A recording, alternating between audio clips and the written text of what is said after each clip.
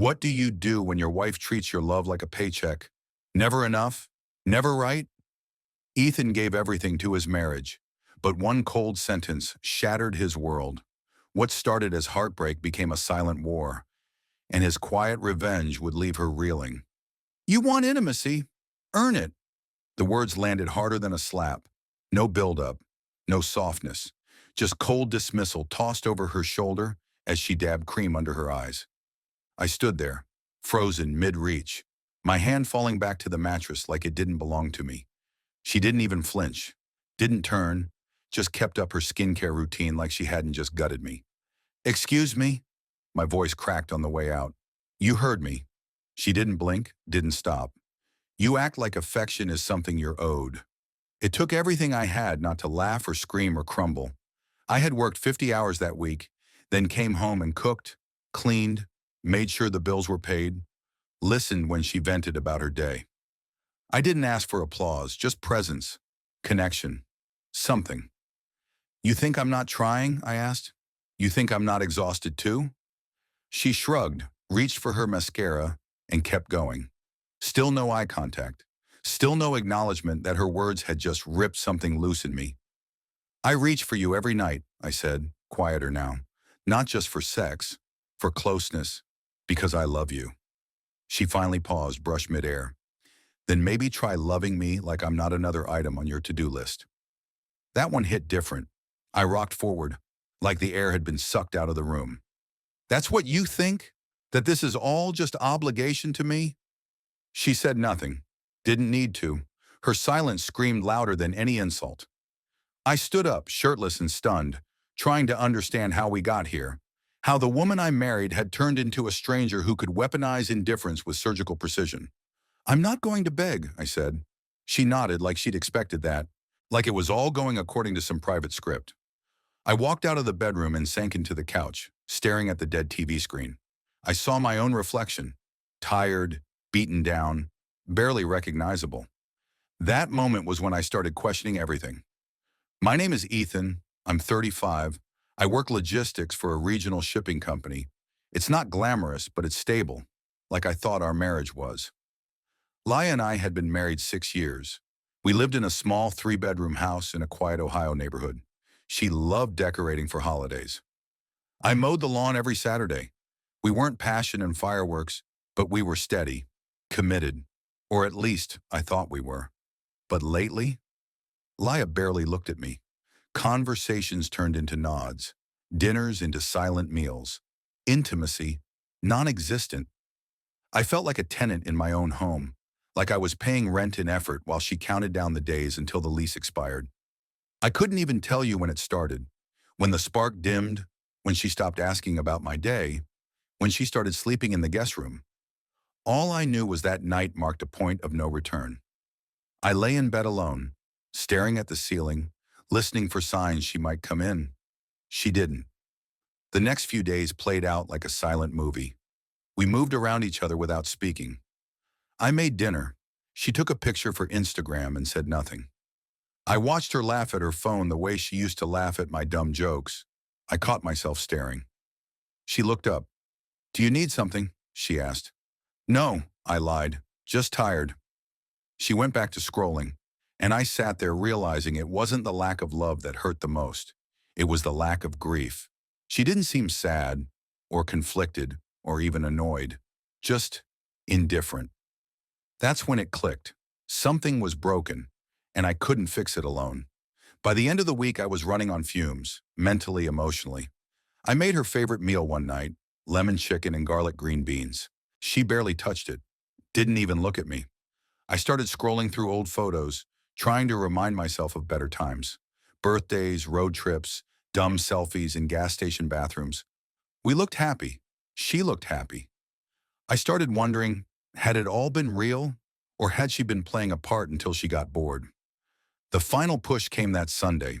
I made breakfast like I always did. Scrambled eggs, coffee, sourdough toasted just how she liked it. She ate in silence, eyes on her phone. Then she stood up to leave. Wait, I said, voice hoarse. She paused, hand on the chair. I think we should talk to someone. A therapist. Together. Her back straightened, Her jaw tensed. Why? Because something's wrong. I feel it. You do too. She laughed, not kindly. Help you, maybe. It's not about blame. It's about understanding. You want a referee, she snapped. Someone to tell you that your late nights and chores make you a saint and I'm just broken. That's not what I said. But that's what you want to hear. She slammed her coffee cup down, coffee sloshing over the rim. You want someone to pat you on the back for trying while ignoring the fact that you've been checked out emotionally for years. I want us to fix this, I said quietly. Then do it alone, she replied, cold as ice. Since you're so sure I'm the one who needs fixing. And then she walked away. That's when I stopped hoping, stopped reaching. Something snapped in me, not out of anger, but out of clarity. She didn't want to fix it. She wanted out. And she wanted me to play the villain so she could leave without guilt. But I wasn't going to be the villain in a story I didn't write. Not anymore. That Sunday night I didn't sleep. I didn't cry, didn't rage. I just sat at the kitchen table, staring at our bank statements. For years I'd carried the full weight, mortgage, groceries, holidays, spontaneous gifts to remind her I still cared. She hadn't paid a single bill in 3 years. No one made her. I just assumed we were a team. But if this was a team, I was the only one playing. The next morning I typed out a basic budget, rent style, clear, non-negotiable. I wasn't going to leave, not yet, but I was done financing her apathy. I slid the printout across the table while she scrolled through her phone. What's this? Your share. Mortgage, utilities, food. Starting this month. She glanced at the numbers, smirked, and tossed it aside. You want rent now? I want partnership, not charity, not contempt. She laughed once, cold and amused. Let's see how long you last without my gratitude. It's not your gratitude I'm missing, I said. It's respect. Her eyes narrowed. You'll regret this. Then prove me wrong. She stormed out of the house without another word. I didn't flinch. 2 days later, she picked up part-time hours at a retail store in town. Just to shut you up, she muttered, brushing past me in a rush of perfume and attitude. She walked out the door like she was off to conquer Manhattan, like minimum wage was beneath her, but the drama was worth it. At first, I thought she was enjoying the show. Tight schedules, new coworkers, playing independent. But the cracks came fast. She stayed out later. Her tone changed. No more smug commentary, just silence. By the end of week 1, she was visibly tired. By week 2, she didn't even pretend. Her phone sat untouched on the counter when she got home. Her voice when she used it was dull and drained. I kept my distance. Not cold, just neutral. I didn't offer hugs. I didn't ask how her day went. I didn't make her lunch or check if she needed anything. I stopped being her fallback. One night I was cooking dinner, chicken and rice, nothing fancy, when she walked in and froze in the doorway. Her makeup was half worn, her blouse creased. She looked like someone who'd been running on fumes and finally ran out. I didn't say anything, just kept chopping. She dropped her bag on the couch and collapsed beside it, not even making it to the bedroom. I plated her meal and left it on the counter. She didn't touch it. This became routine. Come home, drop everything, crash. No fight, no sarcasm, just fatigue. It should have felt like a win. Her finally understanding what I'd been carrying. But it didn't. It felt like watching someone drown slowly in a pool they dove into willingly. One night, while folding laundry, I looked over and saw her asleep in her work clothes, clutching a throw pillow like it was the only thing anchoring her. No makeup, no defiance, just empty. I didn't gloat. I didn't even feel vindicated. I just folded her sweater and placed it by her feet, because part of me still remembered who she used to be. And that version, the real version, the one who used to light up over cheesy Christmas lights and homemade pancakes, she was buried under all this bitterness. But maybe not lost. The breaking point came quietly. It was Thursday night. I was brushing my teeth when I heard something strange from the guest bathroom, a soft, hiccuping sound. I shut off the water and listened again, a muffled sob. I approached, knocked gently. Laya? Silence. Are you okay? The door cracked open, and for the first time in months, she looked unguarded. No walls, no clever lines. just wrecked. She stepped out, arms limp, and without a word wrapped herself around me. Not with passion, not with desperation, but with quiet, trembling surrender. I feel ugly, she whispered, used up, like there's nothing left in me. I froze. She hadn't said anything real to me in months. Now she was falling apart in my arms. I look in the mirror, she said, voice breaking, and I don't recognize myself. I thought, I thought if I pushed you away first, maybe it would hurt less when you left. I held her, unsure of what to say. She pulled back slightly, eyes searching mine. I thought you only loved me because I was strong, because I was put together, and when I wasn't those things anymore, you'd stop. Laya, I said, steady but low, I never loved you for being perfect. I loved you because you were real. You made our life feel alive. She let out a breath she'd been holding for years. I didn't know how to say I was scared. Me neither, I admitted. We stood in the hallway for a long time, not as husband and wife battling for control, but as two people who'd forgotten how to be soft with each other. That night, we didn't fix everything. We didn't even try. I made her tea and we sat on the couch in silence, her head resting on my shoulder. The room wasn't filled with answers, just the kind of quiet that doesn't hurt. I didn't need an apology. I didn't need tears. I just needed honesty. And maybe we were finally starting to find that again. After that night, things didn't magically get better. We didn't leap into each other's arms and declare a new beginning, but something shifted, something real. The next morning, she made coffee, for both of us. No words, just two mugs on the counter. It wasn't affection, it was effort, and that was enough for the moment. We moved carefully around each other. Less tension, less ice, but also less pretending. If something felt off, we said it. If one of us needed space, we asked. No more playing emotional chess. A few nights later, she sat next to me on the couch and asked, "Why didn't you leave?" I paused, thought about it. Because I didn't want revenge, I said. I wanted clarity, and maybe a chance to rebuild, if you ever wanted that too. She didn't respond right away, just nodded slowly, absorbing it. That's how it was now. Less defense, more listening, a fragile kind of truce. The budget? It stayed. She didn't fight it anymore. She even started adding grocery receipts to a shared folder. Not because I demanded it, but because I think she understood what partnership actually meant. But change, real change, isn't a switch. It's a process. And some days still felt raw, like the time she forgot to pay her half of the electric bill. Old habits kicked in. My first instinct was to cover it and say nothing. But I stopped myself. I showed her the overdue notice. I need you to handle this. She didn't argue. She just nodded, logged into the account and paid it. No fireworks, no apologies, just action. There were still moments when I doubted her sincerity, when her silence crept back, when her eyes glazed over mid-conversation. But instead of bottling it up, I spoke. Calm, clear, without accusation. I feel like you're retreating again. Can we talk? And she'd sigh, sometimes defensively, sometimes exhausted. But she stayed. She stayed in the room, in the conversation. That alone was progress. One night she said, I still feel like I failed you. I shook my head. We failed each other, but we're still here. That counts. That conversation led to the first shared dinner we'd cooked together in over a year. Nothing fancy, but we did it together. Chopping, seasoning, laughing when the rice stuck to the pot. It felt normal, and we both realized how rare that feeling had become. Then came the test. She got an offer, a chance to take on more hours and potentially manage a shift. She told me about it hesitantly, like she was expecting pushback. Do you want to do it? I asked. I don't know, she admitted. It's more money, but it's not what I want long term.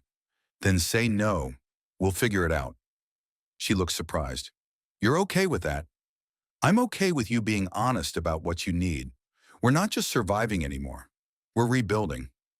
That word, rebuilding, hung in the air. Heavy, but hopeful. One weekend, we decided to repaint the spare room. No deep reason. We just wanted a fresh space.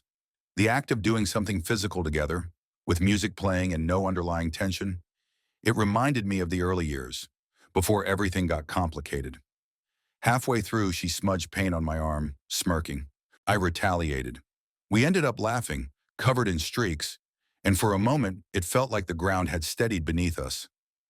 Later that night, she said something I didn't expect. I almost cheated, she confessed. I didn't, but I thought about it. A lot. My stomach dropped, but I stayed calm. Why? Because I felt invisible, and I wanted to matter to someone, even for a moment. I nodded slowly. It hurt, but not in the way betrayal usually does. It hurt because it was honest, because I knew exactly what she meant. I felt that too, I admitted, like no matter what I gave, it wasn't seen. We sat in silence, both processing the weight of that shared truth. I'm sorry, she said. Not forced, not defensive, just real. Me too. That night we didn't touch. We just lay in bed, back to back, but closer than we'd been in a long time. Because for the first time, everything was on the table. No secrets, no blame. Just two people who had almost lost each other learning how to stay. And it wasn't romantic, it wasn't a movie. It was work, but it was ours. 3 months passed. We didn't announce anything. No starting over posts, no sudden romantic getaways. Just steady, quiet changes that built something we hadn't had in years. Trust. Laya started therapy on her own. She didn't tell me the details and I didn't press. She only said, I need to understand myself better before I can be a better partner. That was enough for me. Meanwhile, I focused on unlearning some of my own bad habits. I stopped measuring love by sacrifice. I used to think that if I worked harder, gave more, absorbed every blow silently, she'd notice. She didn't. Not because she was cruel, but because I never told her what it cost me. So now I speak, not in anger, not for effect, just honestly. One night we were meal prepping for the week, her idea, and I told her, when you shut down, I used to take it personally, like I failed. Now I try to remember you're working through something, not punishing me. She didn't say anything at first. Then she reached over and squeezed my hand. No lecture, no defense, just acknowledgement. That's what most of our progress looked like. Small acts, shared effort, quiet corrections. We started going on walks after dinner. Nothing deep, just a couple of miles through the neighborhood, phones in pockets. We talked about work, random things we saw online, neighbors' weird lawn decor. But sometimes the real stuff surfaced too. On one of those walks, she said, I think part of me wanted you to give up, just so I wouldn't have to be the one to do it. I let that sit for a while. And part of me kept hoping you'd fight harder, I said, even when I was shutting down. So we were both waiting on the other to save us. Yeah. We stopped at the corner and looked at each other. Not anymore, I said. We walked the rest of the way home in silence. Not awkward, just understood. Around that time, she suggested we cancel our streaming subscriptions for a month. Let's just talk more, or read, or cook. I want fewer distractions. Coming from her, that hit different. She used to drown herself in background noise, scrolling, binging, anything but presence. Now she was choosing discomfort over avoidance. That mattered. We did puzzles, played cards, read a book out loud together, took turns with chapters. It was slow, sometimes boring, but it felt intentional, like we were rebuilding not just a marriage but a rhythm. There were still hard days. Days she came home short-tempered or I shut down after a rough work call. But we caught it faster. We named it.